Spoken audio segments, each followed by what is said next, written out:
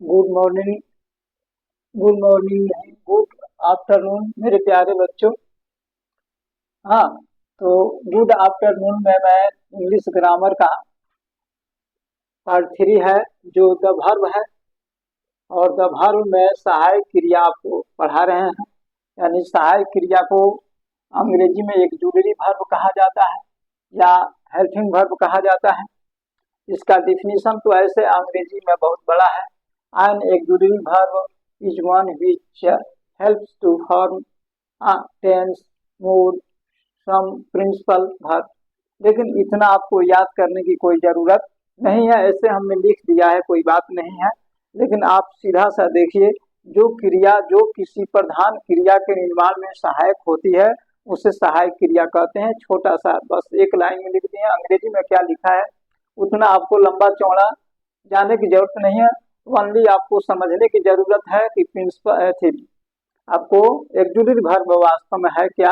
तो वह जो क्रिया किसी प्रधान क्रिया के निर्माण में सहायक होती है उसको हम कहते हैं ऑक्सिलरी वर्ब। एक छोटा सा ये थी है, इतने आप याद करिएगा, इसको आप छोड़ दीजिए। हाँ, इतना पढ़ने की जरूरत नहीं है, इतना से आप समझ गए जाइए। यदि आप इंडियन है तो इतना काफी है। हाँ, अंग्रेज के लिए काफी है वो, लेकिन आप इतना समझिए कि जो किसी प्रधान क्रिया के निर्माण में सहायक होती है उसे हम सहायक क्रिया कहते हैं। हाँ, तो सहायक क्रिया बहुत है, निम्नलिखित है। आप इसे स्क्रीनशॉट ले लीजिए और आगे देखिए।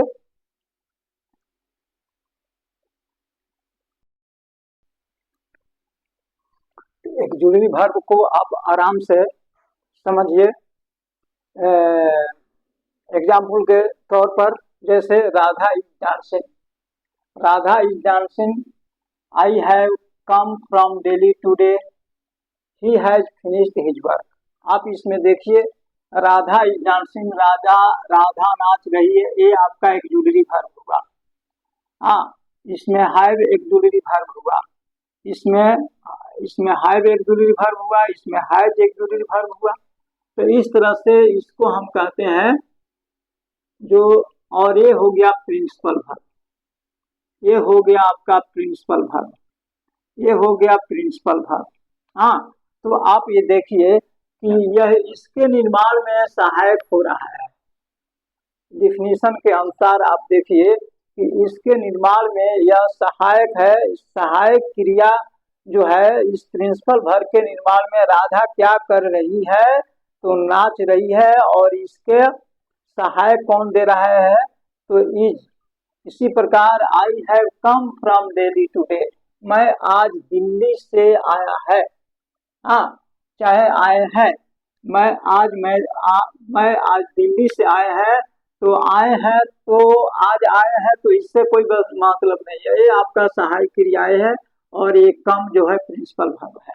इसी प्रकार he has finished his work, उसने अपनी काम समाप्त कर लिया है, तो यह जो सहायक क्रिया है यहाँ इसको फिनिश करने में इसको सहायक हो रहा है, तो इसको हम कहेंगे सहायक क्रिया, इसको कहेंगे आपको प्रिंसिपल वर्ब। तो ये है ऑक्सिलरी वर्ब, ये है प्रिंसिपल वर्ब, ये आपका ऑक्सिलरी वर्ब है, ये आपका प्रिंसिपल वर्ब है।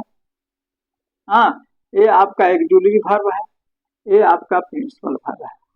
हाँ, तो प्रिंसिपल वर्ब और ऑक्सिलरी वर्ब आप समझ रहे हैं कि जो मुख्य क्रिया के निर्माण में सहायक होता है उसी को हम क्या कहते हैं, ऑक्सिलरी वर्ब कहते हैं।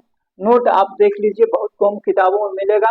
हाँ, प्रिंसिपल वर्ब को हम नेशनल या फंडामेंटल वर्ब भी कहते हैं, नेशनल वर्ब या फंडामेंटल वर्ब भी कहते हैं। ऑक्सिलरी वर्ब को मॉडल या ऑक्सिलरी, मॉडल ऑक्सिलरी या एनोमोलस वर्ब भी कहते हैं। यह बहुत कम आता है, लेकिन मान लीजिए कि कंपटीशन वगैरह के एग्जाम में कहीं दे सकता है, तो आप इसे याद रखिए, कोई दिक्कत नहीं है। आप ये स्क्रीनशॉट ले लीजिए, समझ लीजिए, इतना ही रहने दीजिए मेरे प्यारे बच्चों, और मन लगा करके पढ़िए। इस वीडियो को देखिए, अपने मित्रों में शेयर कीजिए, और चैनल पर पहले बार आए हैं तो इसे सब्सक्राइब करिए, और मिला जुला करके समझ करके पढ़िए। कोई दिक्कत हो कमेंट सेक्शन में लिख करके भेजिए। आगे बढ़िए। जय हिंद, जय भारत।